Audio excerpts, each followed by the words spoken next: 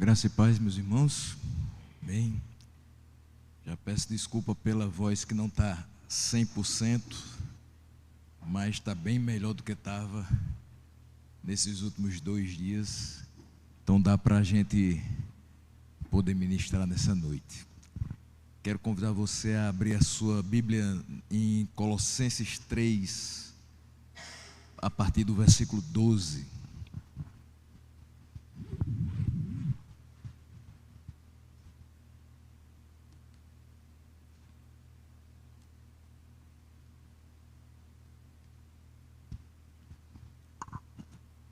Colossenses 3, versículo 12.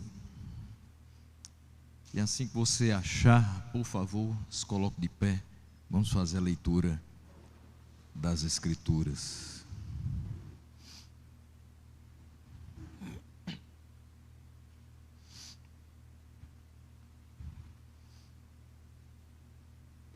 Todos já acharam? Nem todos? Vamos lá. Colossenses 3, do 12 ao 17, nos diz o seguinte o texto: Portanto, como povo escolhido de Deus, santo e amado, revistam-se de profunda compaixão, bondade, humildade, mansidão e paciência. Suportem-se uns aos outros e perdoem as queixas que tiverem uns contra os outros. Perdoem como o Senhor lhes perdoou. Acima de tudo, porém, revistam-se do amor, que é o elo perfeito. Que a paz de Cristo seja o juiz em seu coração, visto que vocês foram chamados para viver em paz como membros de um só corpo. E sejam agradecidos. Habite ricamente em vocês a palavra de Cristo. Ensinem e aconselhem-se uns aos outros com toda a sabedoria e cantem salmos, hinos e cânticos espirituais com gratidão a Deus em seu coração. Tudo o que fizerem, seja em palavra, seja em ação, façam-no em nome do Senhor Jesus, dando por meio dele graças a Deus Pai. Amém? Vamos orar.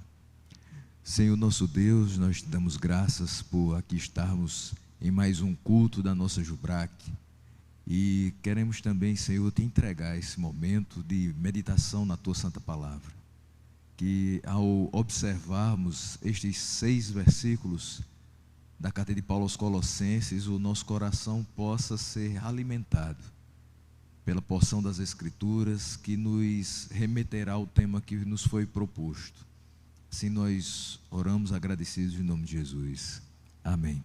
Você pode se sentar, mas não feche a sua Bíblia. Bom, meus irmãos, o tema de hoje é mantendo relacionamentos saudáveis. E esse texto não fui eu que escolhi, mas foi o Senhor que me motivou a falar sobre ele, esse recorte. Normalmente quando prego nesse texto é do 1 ao 17, mas aí a gente passaria aqui até amanhã de manhã, e amanhã de manhã já é EBD. Então, peguei esses 6 versículos que são importantes para que a gente possa abordar esse tema de relacionamentos, seja em que esfera esse relacionamento for. E a nossa intenção nessa noite é apresentar, através desse breve trecho da carta de Paulo aos Colossenses, características, atributos que vão ser necessários de ser evidenciados na vida do cristão, a fim de que ele mantenha saudáveis os seus relacionamentos, seja com Deus, seja com seus familiares, seja com os seus amigos, seja com os seus irmãos na fé. Então que Deus nos guie na exposição desse sermão. Essa é a minha oração. Eu dividi em 4 partes. O texto é pequeno, mas ele tem muita riqueza. E a primeira parte que eu quero falar com vocês hoje à noite é atributos do povo escolhido de Deus. O versículo 12 traz isso para a gente. Vamos observar aí o versículo de número 12. que diz o seguinte para a gente: portanto, como povo escolhido de Deus, santo e amado, revistam-se de profunda compaixão, bondade, humildade, mansidão e paciência. Esses são os atributos que nós vamos analisar. Atributos do povo escolhido de Deus. São 5 que são trazidos nesse versículo. Primeira coisa que eu queria chamar a atenção é que nós somos o povo escolhido de Deus. É assim que Paulo começa o versículo 12. Portanto, como povo escolhido de Deus. O que é que isso implica? O que é que isso representa? O que é que isso quer dizer, ser povo escolhido de Deus? Nós fomos criados para ser santos. Essa é a primeira questão. Efésios 1, versículo 4 diz que nós fomos chamados para ser santos e irrepreensíveis na sua presença. Então, como povo escolhido de Deus, nós precisamos ser santos. Um atributo que promove a glória de Deus. À medida que nós procuramos ser santos, apesar das nossas dificuldades e debilidades, mas isso promove a glória de Deus. Ele é glorificado pela nossa busca incessante por santidade. E essa é uma das finalidades da nossa existência. Nós fomos também criados para glorificar a Deus. Então, se a nossa santidade glorifica a Deus, nós estamos cumprindo uma das razões de termos vindo a essa terra, de termos sido criados por Deus. Ver seu povo andar em santidade satisfaz a Deus, alegra a Deus, porque nós fomos criados para isso. E se estamos cumprindo aquilo para que fomos criados, isso satisfaz aquele que nos criou. Dá para perceber isso? Mas a reação de Deus não é somente de satisfação, alegria por isso. Nós fomos eleitos para viver em santidade, e isso nos faz experimentar o seu amor por nós. Veja como é que ele diz aqui: é um povo santo, povo escolhido de Deus, santo e amado. Não somente um povo escolhido para ser santo, mas também para ser amado. E nós somos amados por Deus. Ele nos escolheu em um ato de amor. Ele não tinha por que nos escolher. Nós éramos o quê? Pecadores. E Ele nos amou, sendo nós ainda pecadores. Outra coisa, Deus é suficiente no seu próprio ser. Se Ele é suficiente em seu próprio ser, Ele não precisa de nós para absolutamente nada. Mas o seu amor o impulsionou a criar um povo para a sua glória, para o seu louvor. E esse povo tem o privilégio de servi-lo com fidelidade, com integridade e igualmente com amor. Então Deus nos escolheu em um ato de amor e Ele nos ama por sua escolha. Ele não é forçado a nos amar. Os nossos atos não manifestam o amor de Deus. Ele nos ama porque nós fazemos determinada coisa, porque nós o obedecemos. Ele não nos ama mais por conta disso. Ele nos ama pela sua livre vontade. Ele escolheu nos amar.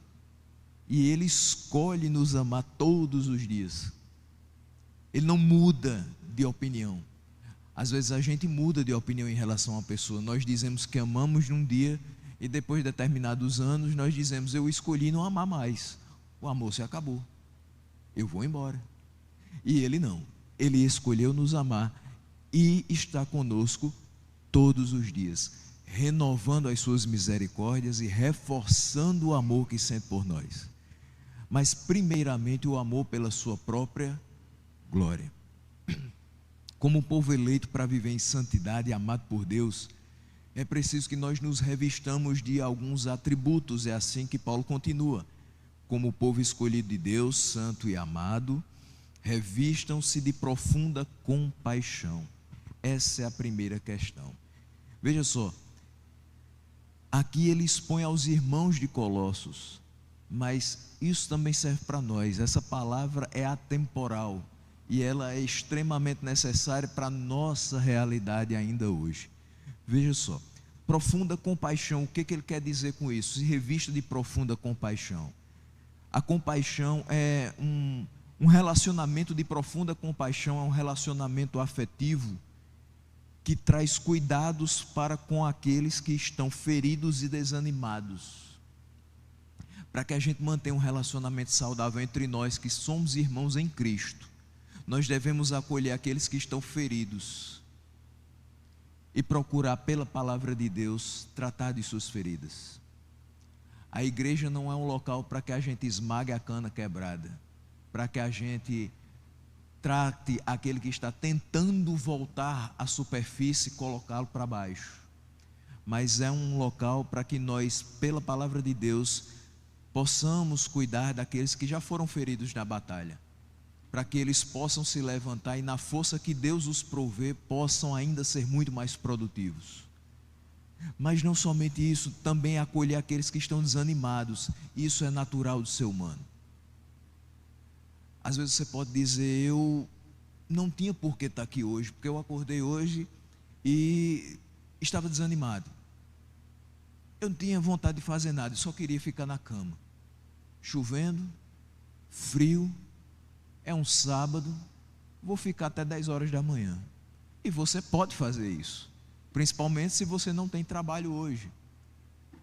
Mas se a gente se acostuma a não cortar esse ciclo vicioso de desânimo, isso vai começar a passar de simplesmente uma acomodação de dormir mais tarde para um desejo infinito de não sair da cama, de não ver a luz do sol, de não se relacionar com as pessoas.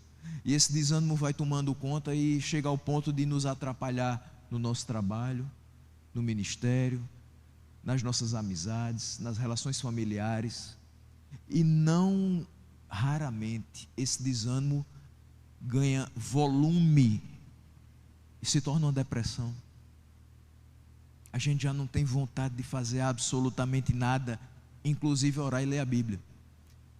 Mas é aqui na igreja, no nosso relacionamento com os nossos irmãos, que nós podemos sair animados, porque nós escutamos a palavra, nós escutamos os testemunhos dos irmãos, nós temos palavras de ânimo que vem de cada um deles, nós temos a ministração ao nosso coração nos mostrando que aquilo que estamos vivendo não é o fim, que há muito mais para ser vivenciado, experimentado por aquilo que Deus tem reservado para nós.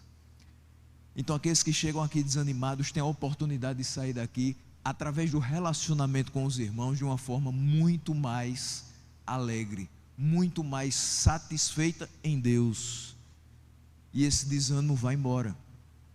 É óbvio que tem momentos em que a gente vem para a igreja, entra mudo, sai calado, não se relaciona com as pessoas, não dá uma paz do Senhor, nem bom dia, nem boa tarde, nem boa noite, e isso dificulta muito que a gente chegue desanimado e saia animado. Para que eu saia animado, eu preciso me abrir para a palavra de Deus, eu preciso me abrir para um relacionamento saudável com o povo de Deus. Eu preciso estar aberto para conversar com as pessoas, eu preciso estar aberto também para orientar as pessoas e ser orientado por elas. É uma eterna troca. Nós estamos aqui não para que simplesmente eu suba ao púlpito e oriente vocês, e vocês tenham minha palavra como autoritativa. Mas eu também sento e ouço qualquer um de vocês nessa troca de experiências e sinto que Deus, através de vocês, podem falar ao meu coração e eu posso aprender com isso. E se algum dia eu entrar nessa igreja desanimado, eu sei que Deus vai utilizar-se de alguma pessoa para falar na sua palavra e animar o meu coração. É por isso que a gente continua vindo para essa igreja, é por isso que a gente continua crendo no mesmo Deus, é por isso que a gente entende que a vida do crente precisa ser permeada por uma profunda compaixão. Um dia vai ser você precisando, outro dia serei eu. E para que a gente mantenha um relacionamento saudável, para que esse ambiente seja saudável para as nossas vidas, nós precisamos de profunda compaixão, ou como algumas versões colocam, ternos afetos de misericórdia. Mas eu quero chamar a atenção para um texto que nos mostra exatamente isso da parte de Cristo. Porque cada situação, cada atributo que eu vou mostrar aqui para vocês, não é um atributo que eu tenho, não é um atributo que eu estou simplesmente ensinando para você, mas é que Cristo nos ensina. O nosso grande exemplo de relacionamento é o próprio Cristo, e através dele a gente vai saber como se relacionar com as pessoas de maneira saudável. E ele tinha compaixão, ele era compassivo. Mateus 9,36 diz o seguinte: ao ver multidões, teve compaixão delas, porque estavam aflitas e desamparadas como ovelhas sem pastor. Você olha para uma pessoa da sua realidade profissional, ou da sua escola, ou da sua universidade, e percebe, e é extremamente perceptível. Eu conversava com a Elaine um pouquinho antes do culto sobre essa realidade. Nós temos muitos jovens que estão perdidos, desamparados, aflitos, sem saber o porquê de estarem fazendo determinadas coisas, o para quê de estarem vivendo. Eles perderam o sentido de viver. Um dia passa, o outro vem, o aniversário já não tem mais sentido, o trabalho não tem mais sentido, o estudo não tem mais sentido, e ele se enche de atividades pensando que aquilo vai trazer alguma finalidade para a sua vida, e não traz. Alguma satisfação? Não traz. Preencher o vazio do coração? Muito menos. A gente vê pessoas que estão aflitas buscando um trabalho, e elas só vão descansar quando tiverem aquele trabalho que elas querem. A gente vê pessoas que querem uma vida acadêmica bem sucedida e estão focando nisso. E a gente percebe que depois de anos estudando, trabalhando, se esforçando, correndo para cá, para lá, a pessoa vai ter vários papéis, vários certificados, pode até ter uma conta bancária muito boa, mas ainda vai restar um vazio no seu coração, se ela não estiver totalmente satisfeita em Cristo. Por isso que aquelas pessoas que ele via ali eram pessoas que não tinham sentido de vida. Elas estavam aflitas, desamparadas como ovelhas sem pastor, não tinham direção. O que o pastor faz com as ovelhas? Dá direção para que elas andem, mas também resgata, refreia quando elas querem se desgarrar. Ele dá os limites para as ações das ovelhas. E o nosso pastor celestial dá limites para as nossas ações, onde nós devemos atuar e onde não. O que nós podemos fazer e o que não podemos fazer. E isso com uma profunda compaixão. Não é no grito, não é na pancada, é com amor. Ele olhou para aquelas multidões e viu gente perdida, gente desanimada, gente aflita, gente desamparada, e ele teve compaixão. Nós não podemos olhar para as pessoas que nós encontramos por aí e realmente percebemos o quanto elas estão perdidas, desamparadas, aflitas, preocupadas com o amanhã, não lançando sobre Deus as suas ansiedades, não percebendo que Ele tem cuidado de nós. Nós não podemos olhar para elas e desprezá-las porque elas não têm Deus, mas nos relacionarmos com ela com a profunda compaixão. Eu já fui um desses, e eu posso voltar a ser, se eu não me agarrar na verdade de que Deus cuida de mim, e que Deus é o meu pastor. Se eu não tiver na minha mente muito bem fixado, de que quem governa a minha vida é Deus, eu vou ter a falsa tentação de querer governar minha própria vida, e eu vou ficar tão aflito e desamparado quanto eles. Então eu preciso ter compaixão deles e apresentar esse Deus compassivo, que nos direciona na vida, para o louvor da sua glória. Há um segundo atributo, que é a bondade. E o que é a bondade? A bondade é a prontidão para fazer o bem, mesmo quando talvez seja imerecido. Certamente, você já escutou, eu já escutei muitas vezes, e fazia parte da linguagem dos mais antigos da minha família. Minha mãe sempre me dizia que meu avô Isso principalmente nos momentos que eu me decepcionei por ajudar alguém. Então ela dizia assim: seu avô já dizia, fazer o mal é pecado e o bem é perdido. Essa era uma visão que existia mais para trás. E de fato, parece que às vezes o bem que a gente está pronto a fazer para alguém é imerecido, porque aquela pessoa não é grata, porque aquela pessoa nos decepciona, porque aquela pessoa nos responde com o mal. E parece que quanto mais você faz o bem, menos aquela pessoa percebe que você quer manter um relacionamento saudável com ela. Mas é a nossa responsabilidade enquanto cristãos, quanto mais ela bate, mais você afaga. Quanto mais ela te prejudica, mais você a beneficia. Por quê? Porque quem está em você te impulsiona a isso.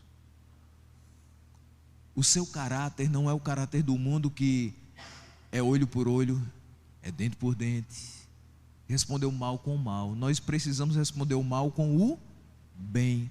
Por isso eu gosto dessa definição: é uma prontidão para fazer o bem, independente da situação, mesmo quando talvez ele seja imerecido.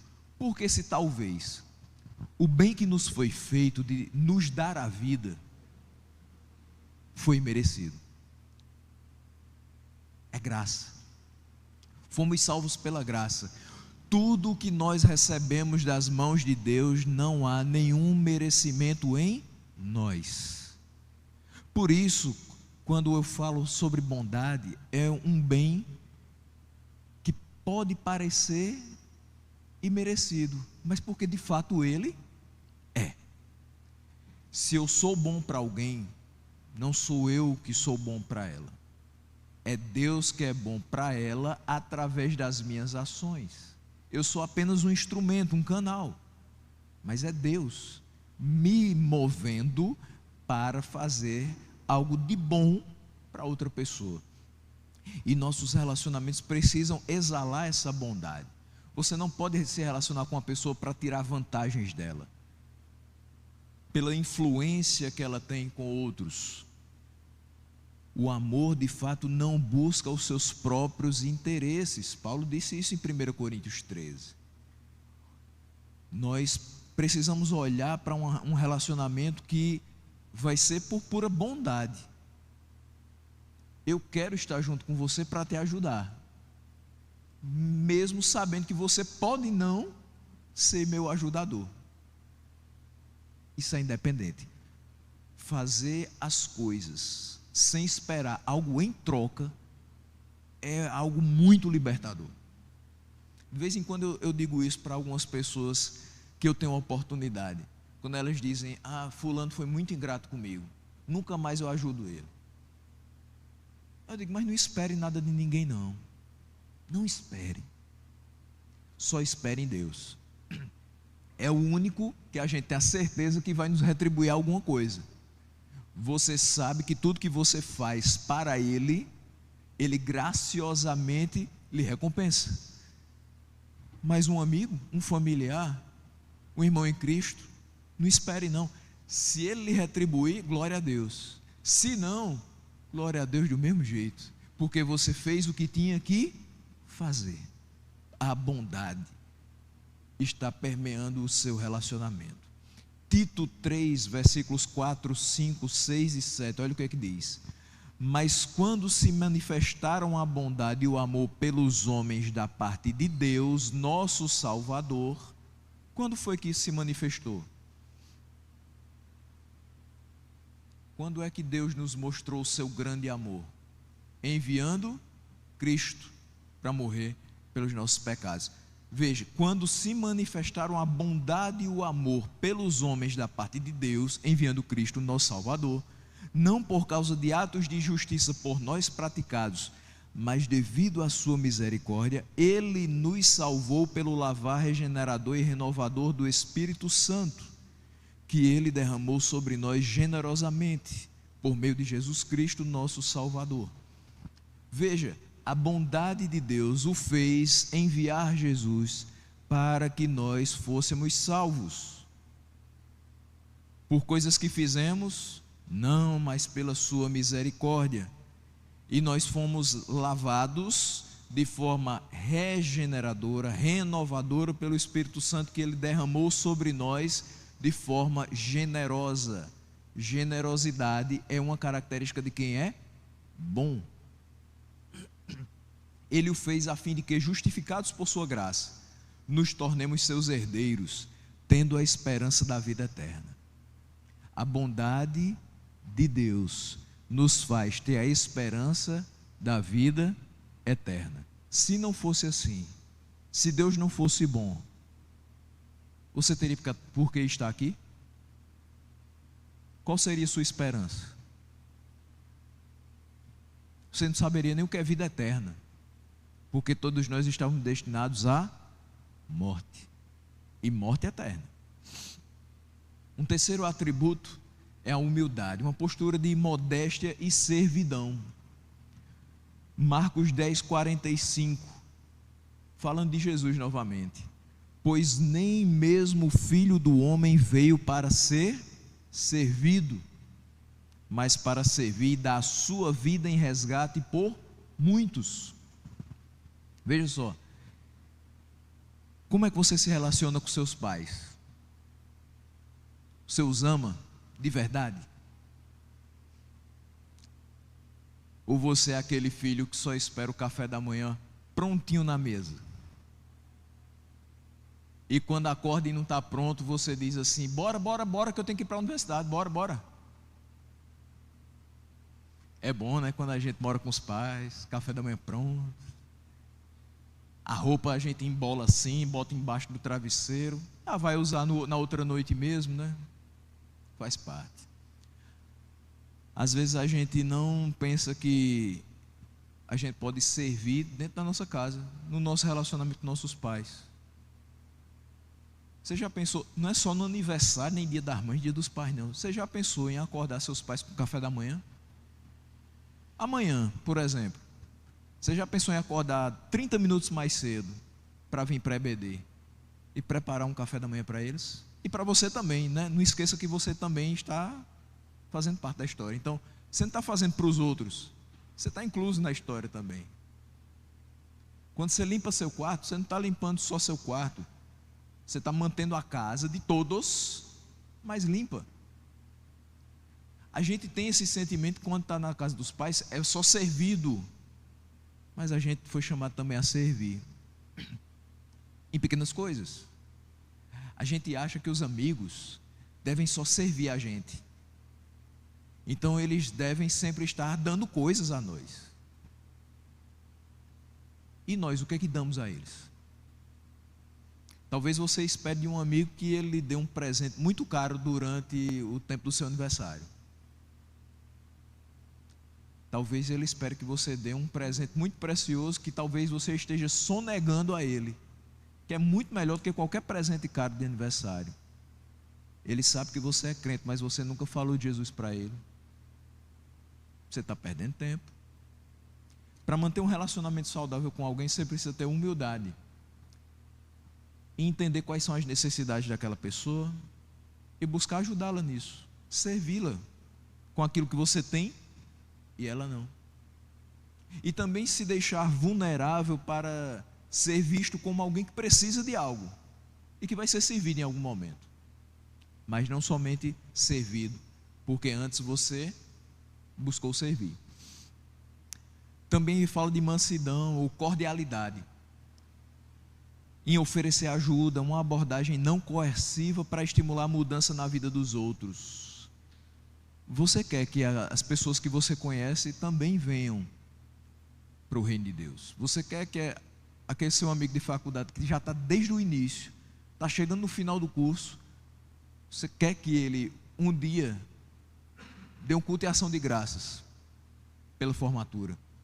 Você gostaria muito que aquele seu parente que está afastado do evangelho voltasse à igreja. Você quer muito que os seus pais que não compreendem a sua vontade de estar na igreja e fazer um trabalho pelo Senhor, que eles também se envolvam com a sua vida na igreja. Não simplesmente deixem você na porta da igreja e voltem.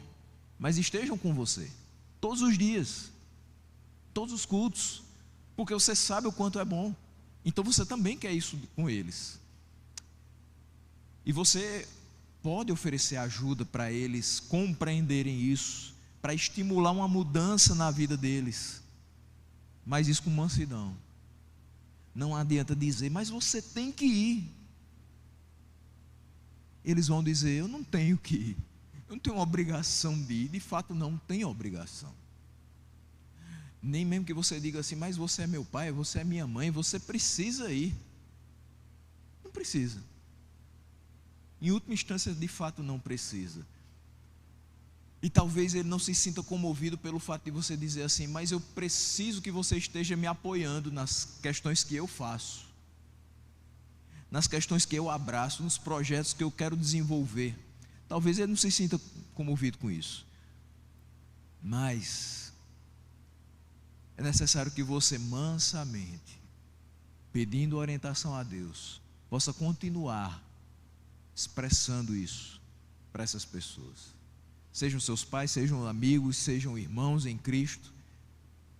A mudança que você quer ver na vida deles, você não poderá fazer. Apenas Deus.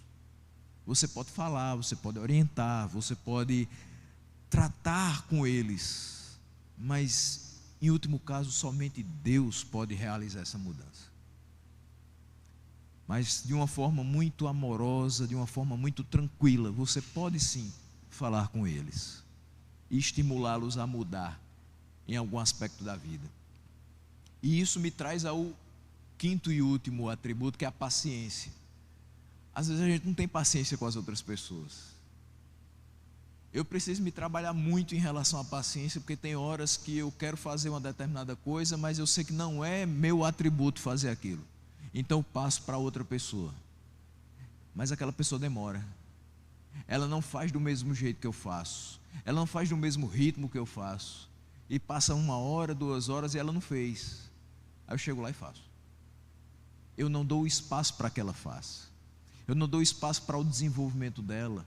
Eu não tive paciência com ela. Às vezes a gente faz isso com os nossos irmãos em Cristo, quando a gente está ensinando, e a gente passou agora por 15 semanas de discipulado. Você acha que todas as pessoas que estiveram aqui conosco aprenderam tudo que foi ensinado nas 15 semanas? Da mesma maneira? Não. Certamente alguma ficou com dúvida na lição 7, outra na lição 9, outra na lição 12. Alguma pode até ter ficado com dúvida nas 15. Mas dificilmente alguém entendeu todas as coisas. É um tempo muito curto. Por isso que a gente tem toda a vida pela frente. Não são 4 meses de estudo, é a vida toda, analisando, meditando, memorizando, guardando e aplicando essa palavra. Então eu preciso ter paciência. Eu sou pastor e eu desejo muito isso, eu peço a Deus muito isso, ver todas as pessoas que estão aqui sob a nossa orientação acertando, mas nem sempre elas vão acertar. Eu nem sempre vou acertar. Eu preciso que as pessoas tenham paciência comigo, nos meus erros, nos meus deslizes. Eu tenho que ter paciência com os demais, porque eles vão deslizar, não porque eles querem simplesmente, mas porque muitas vezes inconscientemente nós estamos falhando, com boas intenções, mas falhando. E a paciência é a disposição para olhar além da situação presente. Você errou, mas além desse erro, quem é você? Quem é você para mim nesse relacionamento, nessa amizade, nessa irmandade? Quem é você? Você não se resume a um deslize, você não se resume a uma palavra mal colocada. Eu preciso levar em conta que você é um ser humano como eu, você é frágil, você falha. 1 Timóteo 1,16 diz, mas por isso mesmo alcancei misericórdia, para que em mim, o pior dos pecadores, Cristo Jesus demonstrasse toda a grandeza da sua paciência, usando-me como um exemplo para aqueles que nele haveriam de crer para a vida eterna. Quando você achar que fez alguma coisa muito grave e que você não merece perdão, olha para Paulo. Ele fez muita coisa grave, mas ele foi perdoado por Deus. Quando você achar que alguém cometeu contra você algo muito grave, olha para Paulo. Ele mereceu perdão, aquela pessoa não merece perdão também? Se a gente for analisar muita coisa da nossa vida, a gente potencializa para mais. E a gente esquece que são problemas muito pequenininhos, que a gente dá muita importância e os nossos relacionamentos vão se desgastando por pequenas poeirinhas que a gente considera como rochas. E elas não são. Mas qual a implicação desses atributos? Qual a implicação da presença desses atributos? Versículo 13: suportem-se uns aos outros e perdoem as queixas que tiverem uns contra os outros. Perdoem como o Senhor lhes perdoou. Eu terminei o primeiro ponto falando justamente sobre humildade para perdoar. E agora eu começo o segundo falando sobre isso também. Porque ele termina o versículo 13 dizendo: perdoem como o Senhor lhes perdoou. O negocinho difícil. Veja só, manifestando os atributos expostos nesse nosso primeiro ponto, você tornará mais fácil a tarefa que é proposta no versículo 13. Suportar uns aos outros só se torna possível, só se torna real quando essa ação é permeada pelo amor. Você não suporta, você não dá assistência, você não ajuda, não incentiva, não consola, não caminha junto de alguém que você não ama. Duvido. Muito complicado. A cabeça da gente, quando é muito jovem, vai para diversos lados. E às vezes a gente vai chegando perto de 18 anos, saudade dessa época. Oh, Jesus. Aí a gente diz assim: não gosto de determinadas atitudes dos meus pais, vou embora. Estou de maior, sou dono do meu próprio nariz. Eu não suporto as ordens de vocês. Eu não suporto o jeito como vocês me tratam. Vou viver do jeito que eu quiser. Ótimo. Interessante, né? Aí você decide fazer isso e depois de pouquíssimo tempo você percebe que não vai conseguir. E aí volta com a cabecinha baixa, chorando e dizendo: me aceite de novo, foi mal, desculpa, me perdoa. Por que você volta atrás? Porque você, no final das contas, descobre que ama. Apesar dos defeitos, apesar de vez em quando não concordar com alguma decisão, alguma ordem, mas você ama. Aí você suporta. Você suporta tudo para estar do lado de quem você ama. Porque o amor, tudo suporta. Suportai-vos uns aos outros, só dá para suportar se amar. Não tem como ser diferente. Só dá para estar junto de quem a gente ama. E aí vem uma coisa muito complicada na questão dos relacionamentos, porque a gente, de primeira, só se relaciona com quem a gente tem afinidade.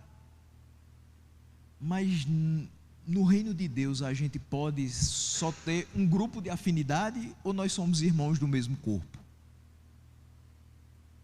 Percebe que não dá para eu ter só o meu grupinho?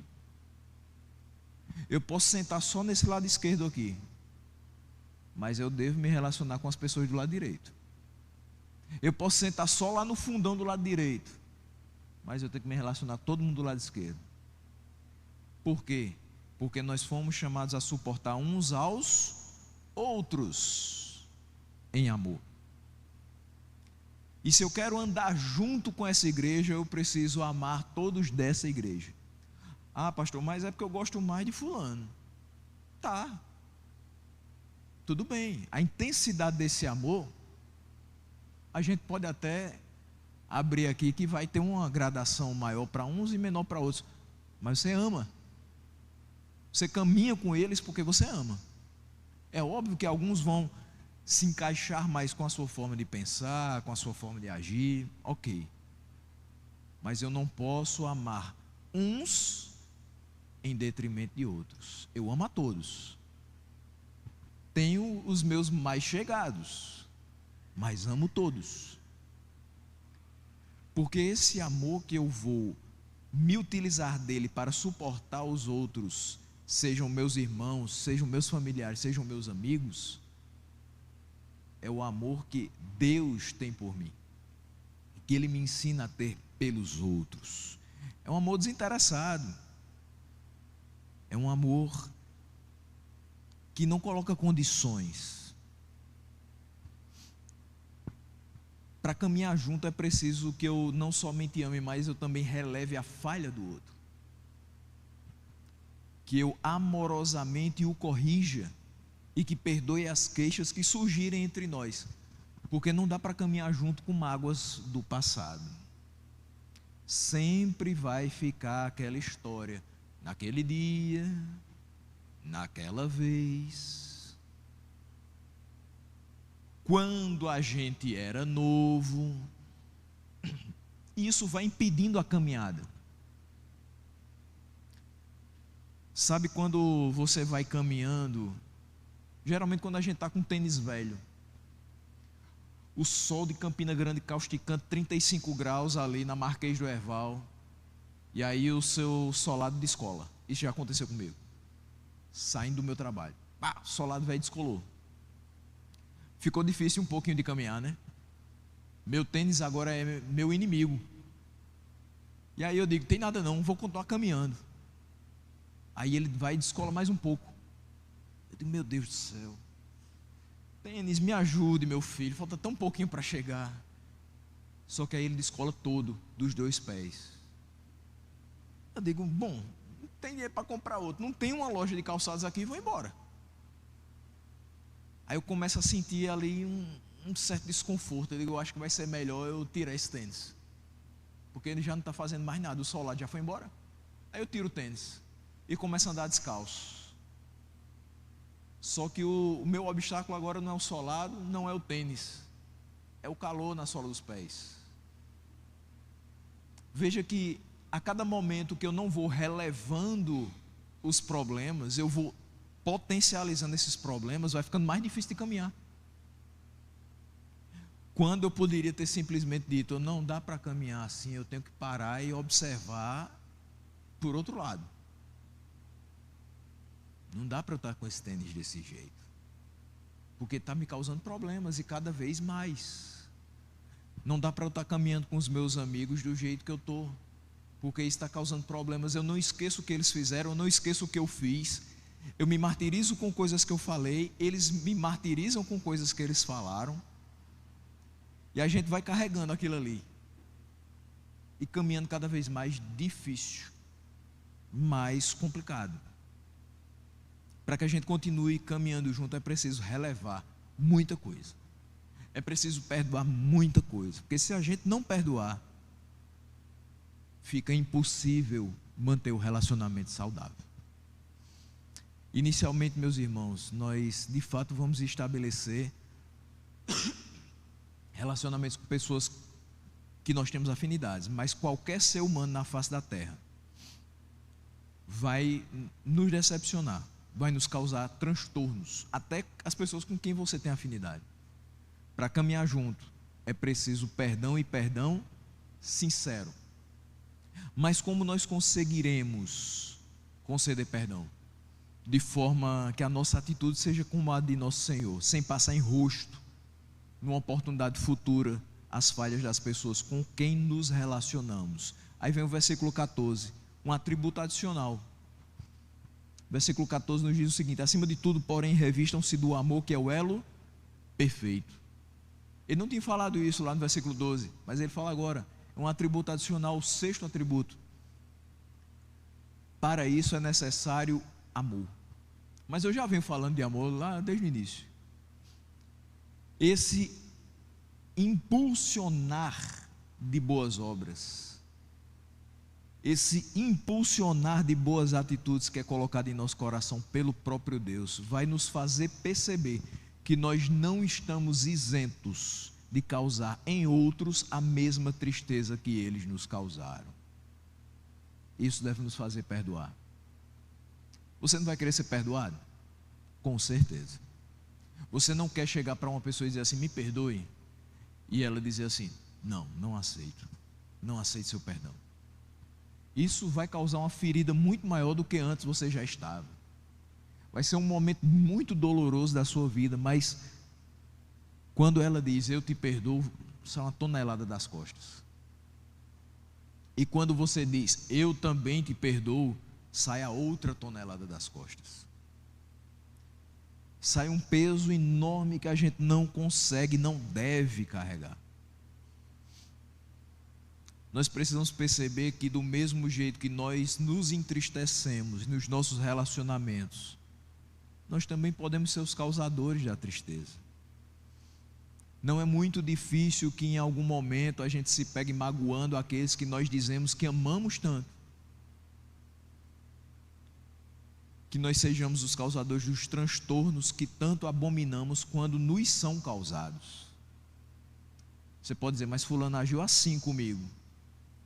Se você pensar direitinho, você agiu daquela forma com outra pessoa. Mas você está brigando com aquela pessoa porque fez com você. Então dói mais em mim do que no outro. Sempre a minha dor é maior.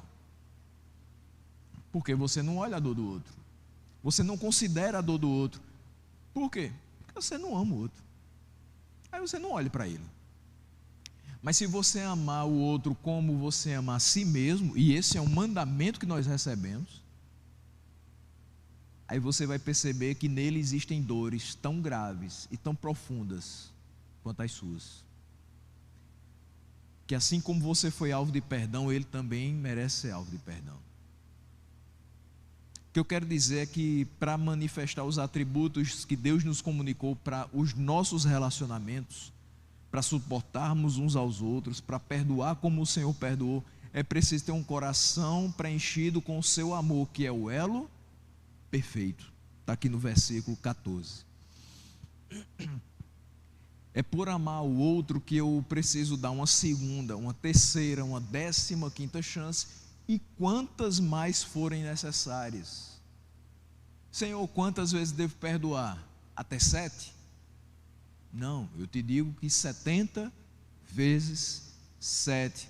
Obrigado, pastor, eu vou pegar agora meu celular e vou fazer a conta. 70 vezes 7, 490. Agora eu vou pegar meu caderno em casa e toda vez que meu irmão pecar contra mim, eu boto um tracinho. Aí forma outro tracinho, aí vai fechando as caixinhas e colocando X até dar 490. Quando ele estourar o cálculo, eu paro de perdoá-lo. É assim? Não é assim. O 70 vezes 7 quer dizer o seguinte: não importa quantas vezes o teu irmão pecar contra ti, perdoe. Porque não importa quantas vezes você tem pecado contra mim, eu já lhe perdoei na cruz do Calvário.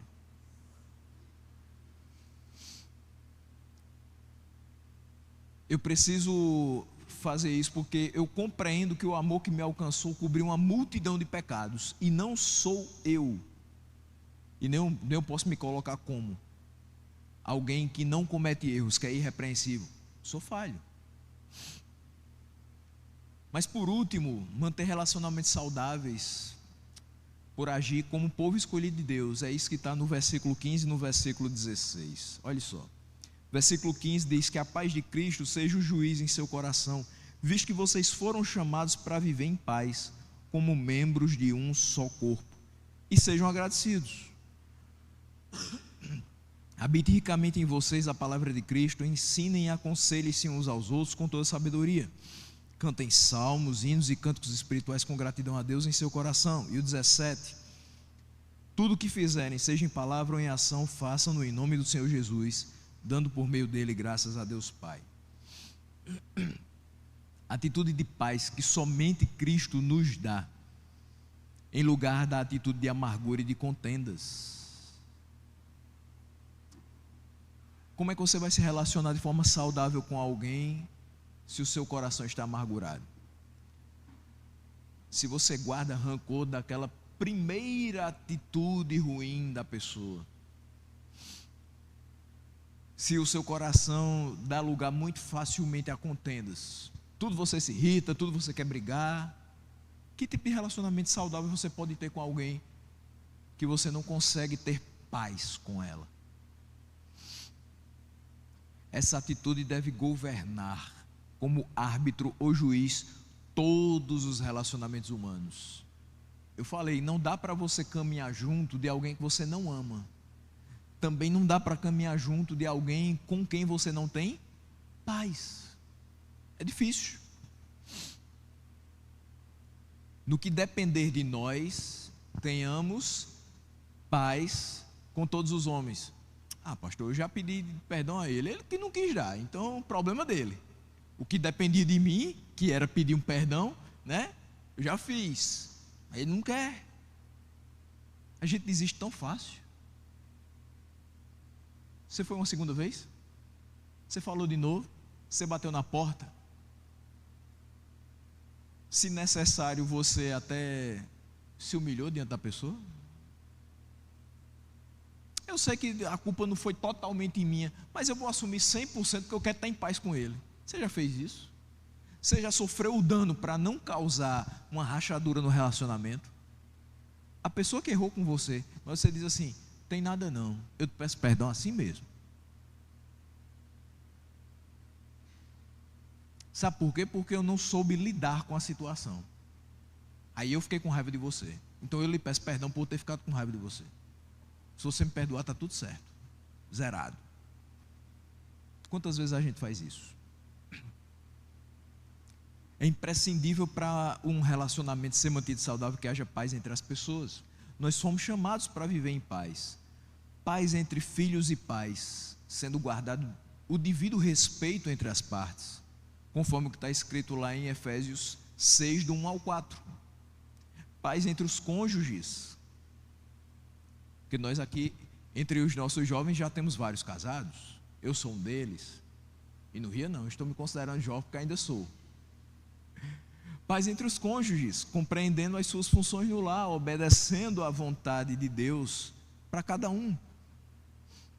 E dependendo da sua graça para manutenção e desenvolvimento desse relacionamento. Paz entre os amigos, observando os princípios bíblicos para essa modalidade, a exemplo do texto de Provérbios. Não seja frequente na casa do seu amigo, para que ele não se enfade de você, se aborreça. Saiba manter reservas nos seus relacionamentos, saiba se comportar de uma forma que um relacionamento não prejudique outro. Isso é muito necessário. Paz entre irmãos em Cristo, nós buscamos mais as virtudes do que a exposição dos defeitos. É certo que a gente, quando convive muito com algumas pessoas, vai perceber os defeitos delas. É natural. Não pergunte a Angélica, porque ela já convive comigo há 12 anos. Ela vai dizer todos os defeitos que eu tenho e mais. Porém, se ela quer manter um relacionamento saudável comigo, ela precisa valorizar mais as minhas virtudes, que não são tantas, mas que elas falem mais alto do que os meus defeitos. Eu conheço vocês há pouco menos de 4 anos, aqui no Presidente Médici. Vocês já sabem alguns dos meus defeitos, eu já sei alguns dos seus, mas a nossa relação, para ser mantida saudável, também vai mais fortemente observando as virtudes de cada um, para que esse corpo de Cristo representado nessa comunidade seja coeso e possa trabalhar para a glória dele. Então, valorizar o que cada um tem de bom e não observar o que cada um tem de falha, porque falhas todos temos. Mas quais são as virtudes?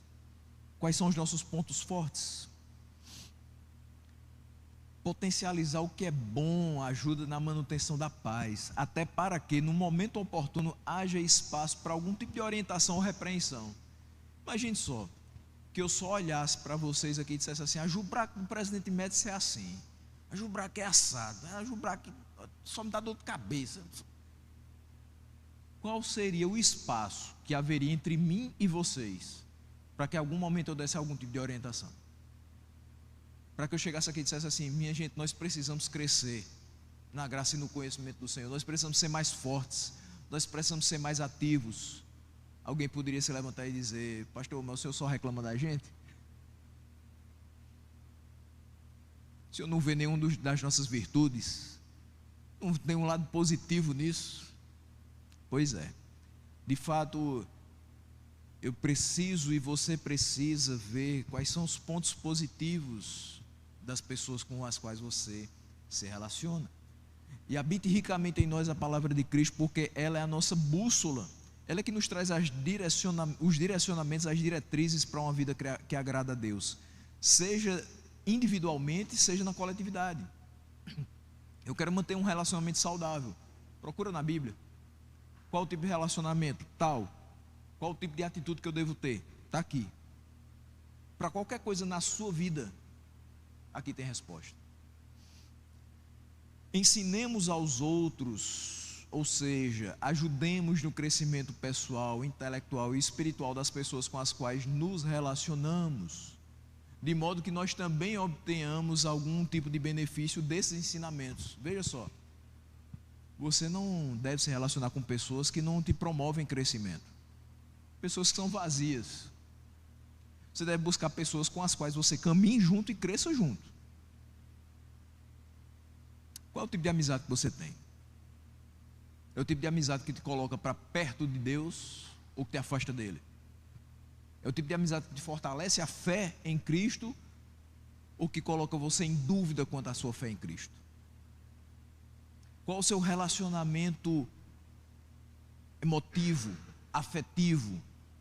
É com uma pessoa que tem a mesma fé que você ou é um jugo desigual?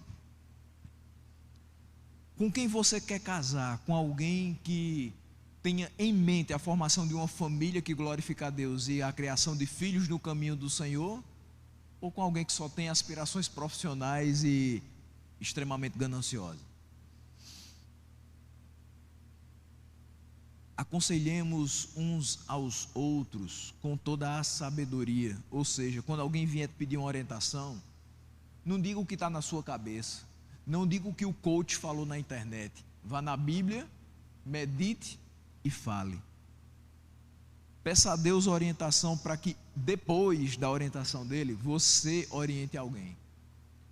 Busque na palavra o que dizer, como agir, uma maneira produtiva de fazer com que a pessoa tome decisões bíblicas e que tragam glória para Deus. Porque a gente está cheio de pessoas que dizem assim: se fosse comigo. Você já ouviu essa expressão? Você está passando uma dificuldade e o outro: se fosse comigo não tinha feito isso, se fosse comigo eu já tinha resolvido. É uma facilidade tão grande. Quando aperta no calo daquela pessoa, a gente vê onde é que vai dar. Porque não é pela força do braço, não é pelo entendimento, não é pelo tanto que nós ganhamos, é simplesmente pela sabedoria de Deus que nós conseguimos tomar decisões que sejam produtivas para a nossa vida. Cantemos juntos, meus irmãos, salmos, hinos, cânticos espirituais, que no momento que a gente estiver cantando junto, mesmo sem ser muito entoado, mesmo com a voz rouca como eu estou hoje, mas que a gente tenha gratidão no coração pelo que Deus é em nós. Você está cantando uma música, você sabe a letra daquela música, canta pensando assim: o que que Deus é para mim? Vai ter outro sentido, por tudo que Ele tem feito. Não só quando você canta te agradeço, mas você olha assim: o que que Ele fez por mim essa semana? Rapaz, quanta coisa. Canta com essa gratidão, como Ele tem agido através de nós. E a gente canta unidos para a sua honra e louvor. Enfim, tudo o que nós fizermos, inclusive principalmente nos nossos relacionamentos, seja em palavra ou em ação, que seja feito em nome do Senhor Jesus, com base na gratidão que nós temos a Deus e objetivando trazer a Ele a glória que lhe é devida. Para manter relacionamentos saudáveis, nós vimos aqui o que é necessário. Então, que nós mantenhamos todos os nossos relacionamentos saudáveis para a glória de Deus. Que Ele nos ajude nessa tarefa, que não é fácil, mas só pode ser feita com o auxílio dEle, com a orientação que está na sua palavra. Amém?